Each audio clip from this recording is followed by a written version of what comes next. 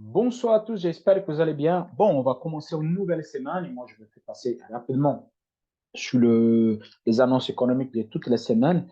J'ai jeté un coup d'œil à des annonces qui sont très importantes cette semaine. Bon, avant de commencer, moi j'ai du énorme travail à faire.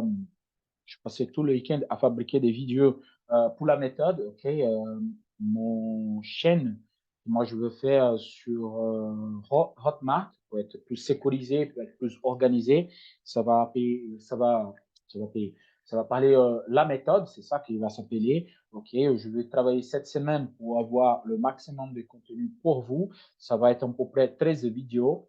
Et dans cette 13 vidéos, je vais aborder exactement qui la méthode proprement dit de A à Z. C'est là que vous voyez avec les canaux de référence, les zones neutres. OK. Et après, je vais faire une partie bonus. Et partie bonus, je vais expliquer pour les débutants plutôt comment il faut ouvrir des comptes, qu'est-ce que c'est des brokers, comment ça se passe ou non. Après, je ne vais pas rentrer dans les détails parce que c'est là, c'est vraiment pour les gens qui veulent débuter le trading dans la bonne dynamique.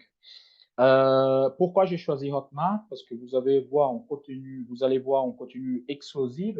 Ça veut dire que moi, je vais faire des lives 2 fois par semaine et cette live va être direct avec moi et vous pouvez regarder, vous me posez des questions et je réponds en temps réel sur le marché et je fais une grosse analyse. Par contre, je vais faire beaucoup de Forex, okay, parce que je vois que la grande majorité des gens trade sur le Forex, même si moi, je trade sur les indices. Et moi, je vais faire des paires de devises en live et je veux analyser, je vais faire des analyses en temps réel. Et celui-là, il reste enregistré sur Hotmart. Donc, vous pouvez voir combien de fois vous voulez sur la plateforme, sans télécharger et tout ça. Donc, sur votre téléphone, peu importe où vous êtes, vous pouvez la voir. En plus, je vais vous expliquer comment rentrer en position, comme sortir des positions et tout. Donc, tout en détail. Et pour les gens qui vont être là-dedans, vous êtes accompagné par moi tout le temps. Okay? Parce que tous les jours, je vais poster des choses, je vais mettre des vidéos, je vais faire ci, je vais faire ça. Donc, vous allez sentir un peu plus les sentiments de trading que moi j'ai fait. Vous allez voir pratiquement en temps réel le trading que je veux faire. Pourquoi les lives vont être 2 fois par semaine? Parce que je vais faire le dimanche, okay, le dimanche soir, et la haute le mercredi. Comme ça, vous pouvez accompagner le début de la semaine, le milieu de la semaine et la fin de la semaine. Et ça, je vais expliquer tout dans une petite formation rapide que je veux faire pour vous sur la méthode. Donc, la bagarre maintenant, c'est pour faire gratuit sur Hotmart. Donc, je n'ai pas de difficultés pour faire ça. Mais vous inquiétez pas, moi, je bosse énormément pour qu'il soit gratuit pour tout le monde. Je vais choisir des gens, justement, les gens qui veulent trader. Bon, je m'arrête là. Cette semaine, je crois que la semaine prochaine, j'ai mis en œuvre ça. Comme ça, vous pouvez rester avec moi tout le temps. Bon, je reviens sur les annonces économiques. Donc, nous avons lundi, c'est comme chaque lundi, il n'y a rien, c'est au début de la semaine, donc on va prendre un petit peu la forme. Ok, donc il n'y a pas grand-chose à voir cette semaine, ok, cette lundi. Mais par contre, déjà, le mardi, nous avons les sentiments de l'économique, c'est plutôt l'équipe économique de l'Allemagne qui va donner sa perspective. Ok. Après, on a le PIB trimestriel pour la zone euro. Attention, c'est là, c'est une annonce de 3 étoiles. C'est marqué 2 étoiles ici, mais ça, c'est faux. C'est une annonce de 3 étoiles. C'est très, très important. Ok. Après, on a les ventes principales en détail. Ça, c'est important aussi pour les Américains. Les ventes en détail tout de suite. Les discours, c'était pas celui-là, je crois que c'est une autre. Production industrielle aussi, c'est un résultat très important pour les Américains. C'est 2 étoiles ici, mais c'est faux. C'est un annonce de 3 étoiles. Tac, tac, tac, tac. Le discours de la garde de la BCE, ça c'est méga important. Et discours de Williams sur les coûts de monétaire, ça c'est hyper important. Parce que lui a payé Jean Porel, okay, c'est lui qui commande plutôt cette zone-là. Donc, c'est très important. Ici, c'est marqué 12 étoiles, mais c'est faux si on annonce des 3 étoiles. Après, on part au mercredi, là que ça commence à bouger. On a IPC pour la zone euro, c'est normal. Premier, les Américains font l'IPC et après les Européens, c'est de cet ordre. Comme l'IPC américain était positif, normalement, l'IPC européen aussi va être positif. Ils vont suivre plutôt la même dynamique. Normalement, c'est comme ça que ça fonctionne. Après, nous avons, OK, les permis de construire, c'est normal. Les stocks de pétrole brut revient mercredi, parce que pour combler des annonces importantes au milieu de la semaine. Donc, on revient. On a un autre discours. Non.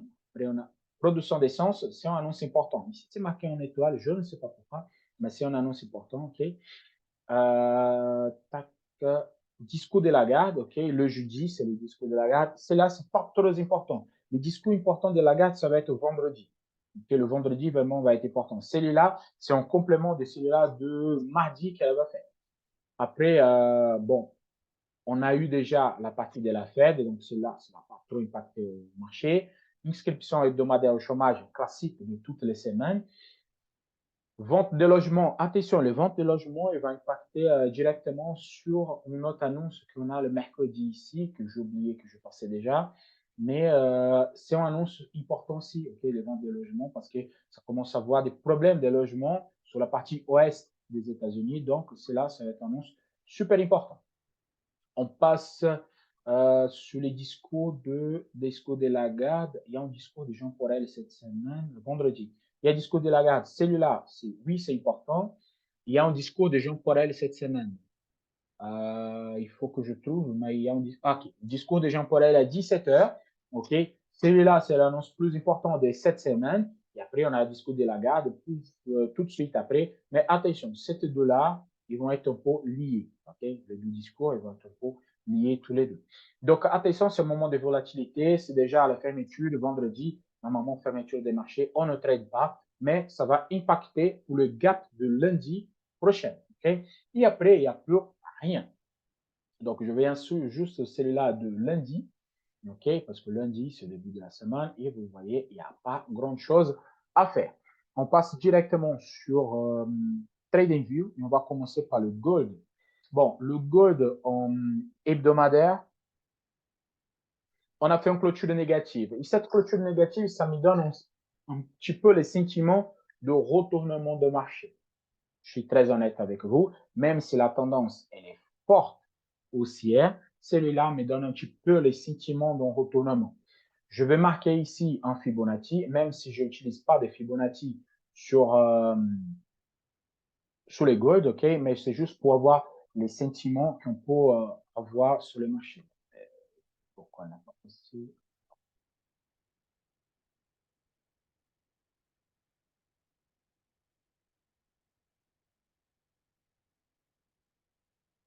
Pardon, excuse-moi. Ok.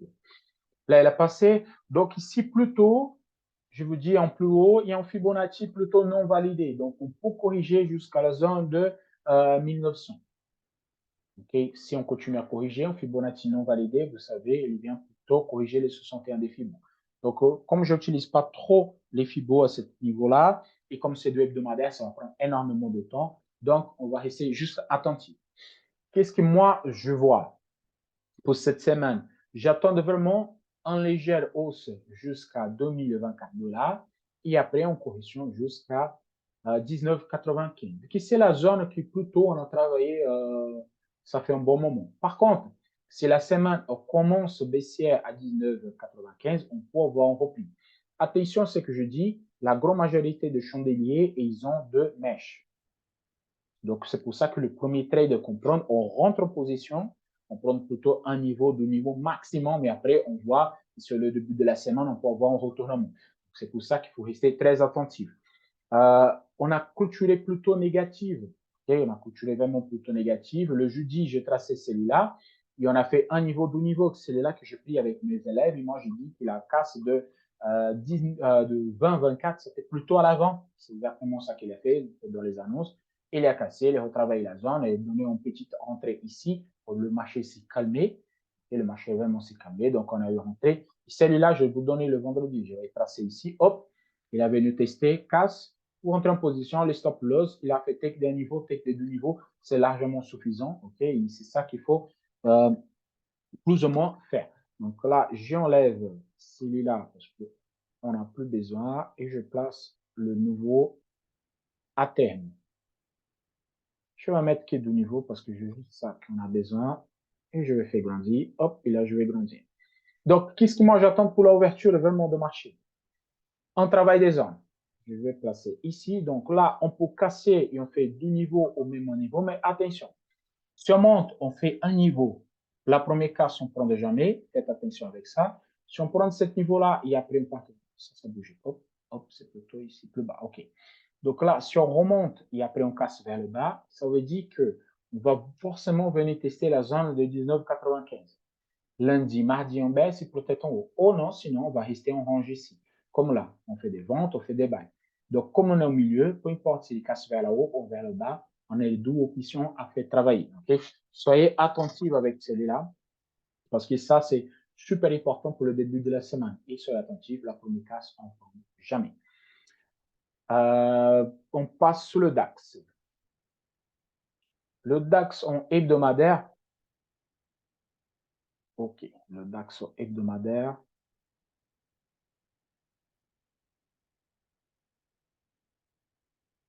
On a eu plutôt une ouverture mensuelle positive et après on repartit tout vers en bas tout de suite. Donc, qu'est-ce que moi je vois plutôt pour cette zone-là? C'est la zone qui me tient le coup, c'est la zone des 15 750. C'est cette zone. Pourquoi? On peut rester travailler sur cette zone. Ça, c'est la zone de rebond. Si on commence la semaine négative, ça me fait un bon point de bail aussi. Okay? Même si on a eu plusieurs, ça fait 4 semaines qu'on travaille cette zone et après on repart à la hausse. Donc, on va essayer de travailler la 5e semaine. Donc, je passe vendeur, 100% vendeur, si on casse cette zone-là. Par contre, si je commence la semaine et je repartis vers la hausse, pour moi, c'est plutôt un bon signe. Moi, je découpé au milieu ici, ok, vraiment, je découpé au milieu juste pour voir un petit peu la dynamique qu'on peut savoir.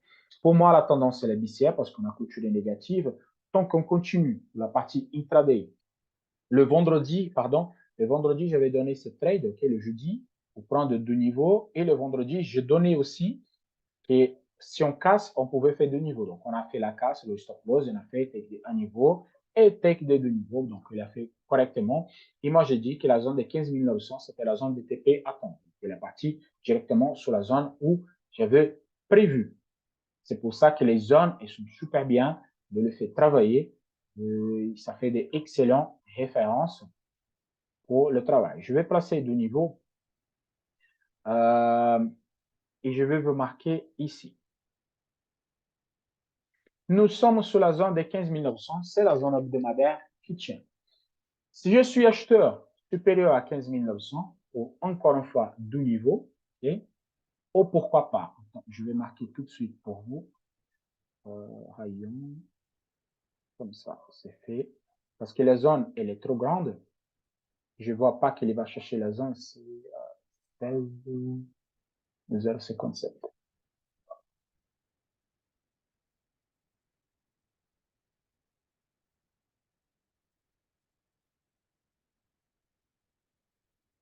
OK.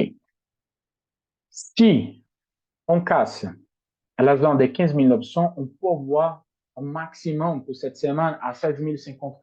OK? Comme ça nous fait travailler à peu près 4 niveaux, mais attention avec la première casse, et on peut voir des chandeliers comme celui-là. Attention, on n'a pas arrivé à ce niveau-là, donc deux niveaux, c'est largement suffisant pour venir tester sur la zone supérieure. Okay? Par contre, les niveaux de 15 760, c'est plutôt favorable. Si à l'ouverture, on a un casse vers le haut et on repart vers le bas, ça veut dire que le hebdomadaire fait sa mèche et là, on part directement vers 15 760. Et ça fait des bons ventes. Je suis plutôt vendeur, OK, tant qu'on est inférieur à 15 900. Donc, la vente ici, je suis plutôt favorable à faire celui-là. OK? Donc, c'est ça que je vois pour le DAX. Donc, je passe sur le Dow Jones.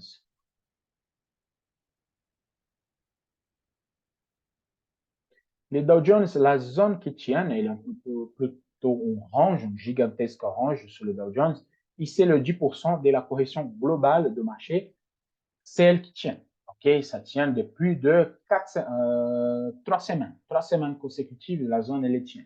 Donc, c'est un neutre, OK, c'est neutre entre 13 000, 33 200 et plutôt 34 250. Le marché est neutre sur cette zone-là. Quand je reviens sur 15 minutes, il fait plutôt ce que je dis pour la semaine.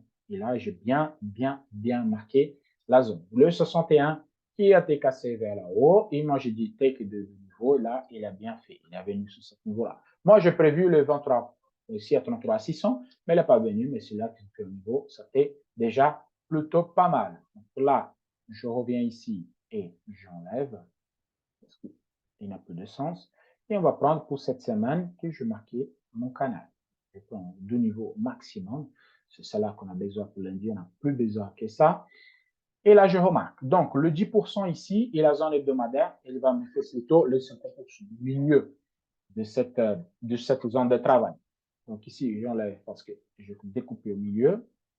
Donc, je suis vendeur plutôt à la casse des 33 170. OK, donc je peux venir tester la zone de 32 750. Pourquoi pas? Sinon, on va commencer en négatif et après on repart à la hausse. Attention, je crois à cette pullback-là. Vraiment, je crois à cette pullback parce que quand on casse la OPR, normalement, on revient les pullbacker. Et on n'a pas fait.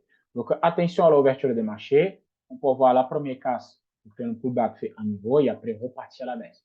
Attention avec la première casse. Si on revient vers le bas et on casse tout vers le haut, donc 33 315, je peux faire peut-être un niveau, deux niveaux et pourquoi pas venir sur 33. Oui, on peut venir sur 33 740 environ. OK? Donc, soyez attentifs avec la première casse et à partir de là, on prend une direction si vous voulez remarquer. Donc, je fais Canada référence zone alerte et les premiers trades, il est carrément sur la zone hebdomadaire. Donc, elle, c'est la ligne de référence de cette semaine. Plutôt à l'achat, plutôt à la vente. OK? Donc, je reviens sur le Nasdaq pour finaliser sur le Nasdaq, sinon le vidéo va devenir trop grande. Le Nasdaq, c'est plus simple. La tendance est hyper haussière. Il n'y a aucune signe de retournement là-dessus. On a fait presque 5 semaines sur cette zone-là. Mais là, c'est bon. On a fait un chandelier des décisions. On n'a pas venu sur la zone des 15 500, 15 600. On a fait presque. Et c'est là que moi, je vois que le marché, il peut évoluer à cette zone-là. Honnêtement, je suis très convaincu qu'il vient sur la zone des 15 600. Et après, on peut avoir des corrections. Mais les IPC et les autres choses, elles vont. Et en fait, c'est Jean Paul qui va donner la décision si on va arriver là ou non. J'ai dit, on achète à long terme sur le Nasdaq si on casse la zone des 13 600. Okay, 13 600.